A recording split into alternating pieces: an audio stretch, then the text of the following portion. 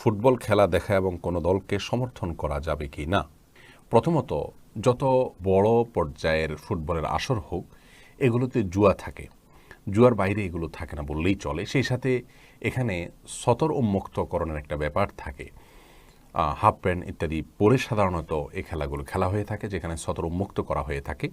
সেই সাথে নারী পুরুষের অবাধ মেলামেশার বিষয়টি থাকে এবং গান বাদ্যযন্ত্রের ব্যবহার তো আবশ্যিকভাবে থাকে। সেই সাথে সময়কে নষ্ট করা হয়। সবচেয়ে বড় বিষয় হলো ইমানদারের যে ইমানি চেতনা, সেটা নষ্ট হয় এবং সময় অপচয় হয়, সময় নষ্ট হয়। আপনি হয়তো বলবেন যে এতে তো বিনোদন হয়, নষ্ট হলো কই, কিছুটা তো অর্জন হলো। তো যদি কিছুটা আপনি মজা পান, তাহলে হারানোর পরিমাণটা তার চাইতে বহুগুণ বেশি।